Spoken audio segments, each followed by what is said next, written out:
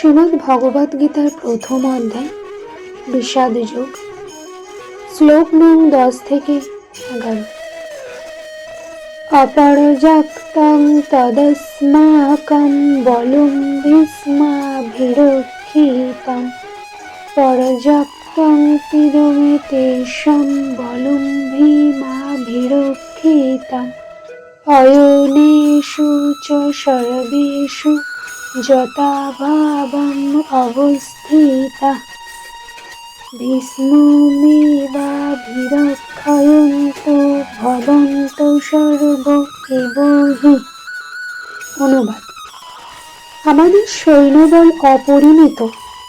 আমরা পিতামহ ভীষ্মের দ্বারা পূর্ণরূপে সুরক্ষিত, কিন্তু ভীমের দ্বারা সতর্কভাবে সুরক্ষিত পাণ্ডবদের শক্তি সীমিত।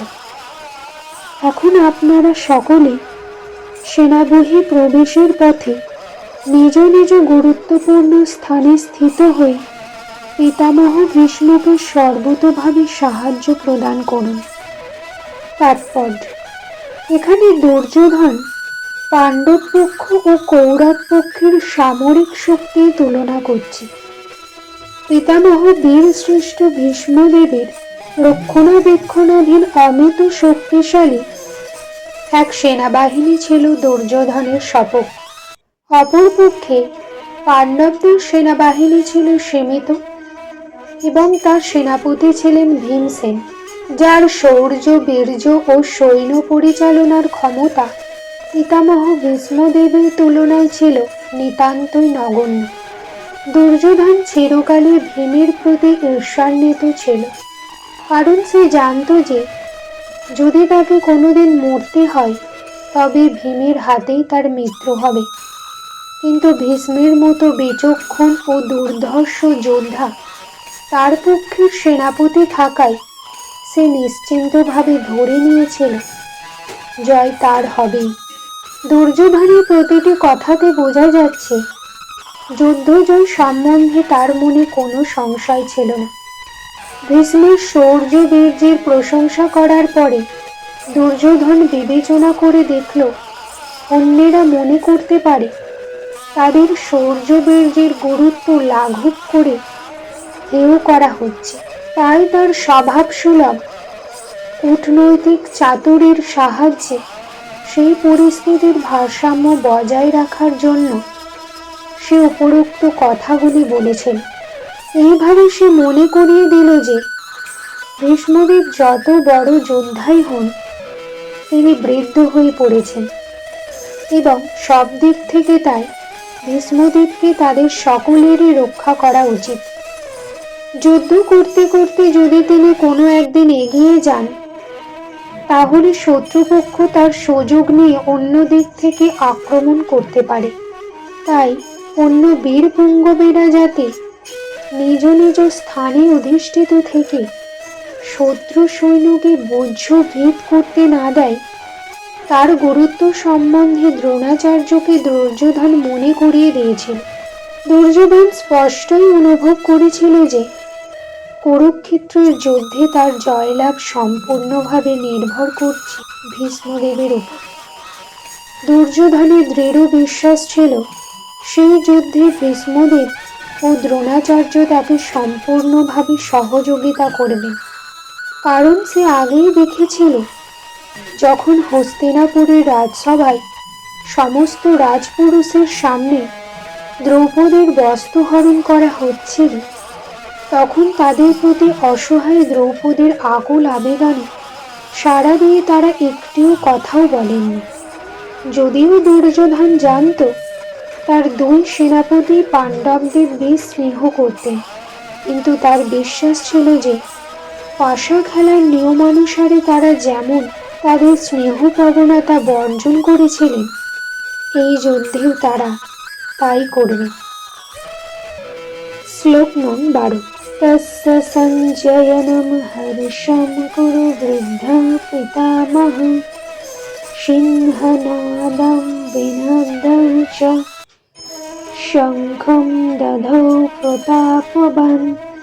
অনুবাদ: তখন কুরুবংশের বৃদ্ধ পিতামহ ভীষ্ম দুর্যোধনের হর্ষ উৎপাদনের জন্য সিংহের গর্জনের মতো অতি উচ্ছ্বনাদে তার শঙ্খ বাজালেন।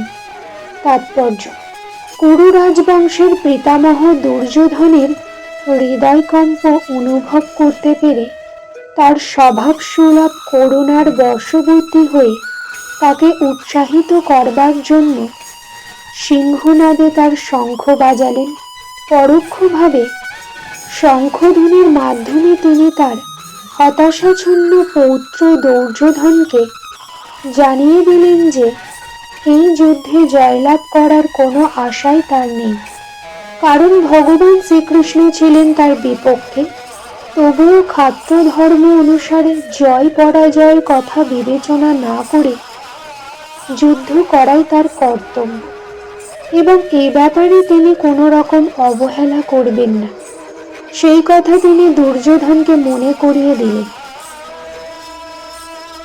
শ্লোক নং 13। অতঃ শঙ্কাশ্চ ধীরজশ্চ পনপনঃ গোমুখ সহসৈবাভ্যুহনন্ত সশব্দস্থ তুমুলঃ ভবৎ।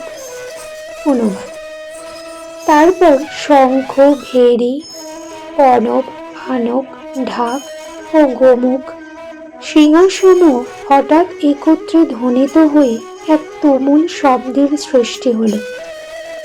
শ্লোক নং 14।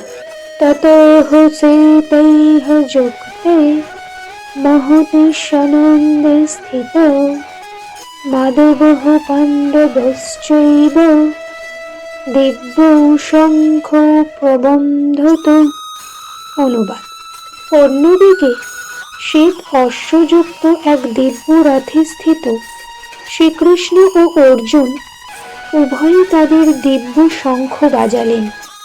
তাৎপর্য: ভীষ্মদেবের শঙ্খের সঙ্গে বৈসাদৃশ্য দেখিয়ে শ্রীকৃষ্ণ ও অর্জুনের শঙ্খকে দিব্য বলে অভিহিত করা হয়েছে।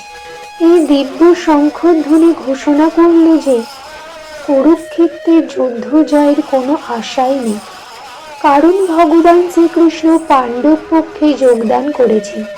জয়স্থ পাণ্ডবপুত্রাণাং যেষাং পক্ষে জনার্দন। পাণ্ডবদের জয় অবধারিত, কারণ জনার্দন শ্রীকৃষ্ণ তাদের পক্ষে যোগ দিয়েছেন। ভগবান যে পক্ষে যোগদান করেন সৌভাগ্য লক্ষ্মীও সেই পক্ষেই থাকেন, কারণ সৌভাগ্য লক্ষ্মী সর্বদাই তার পতির অনুগামী। তাই বিষ্ণু বা শ্রীকৃষ্ণের দিব্য শঙ্খধ্বনির মাধ্যমে ঘোষিত হলো যে অর্জুনের জন্য বিজয় ও সৌভাগ্য প্রতীক্ষা করছে। তাছাড়া যে রথে চড়ে দুই বন্ধু শ্রীকৃষ্ণ ও অর্জুন কুরুক্ষেত্রের যুদ্ধে অবতীর্ণ হয়েছিলেন তা অগ্নিদেব অর্জুনকে দান করেছিলেন এবং সেই দিব্য রথ ছিল সমগ্র ত্রিভুবনের সর্বত্রই অপরাজেয়।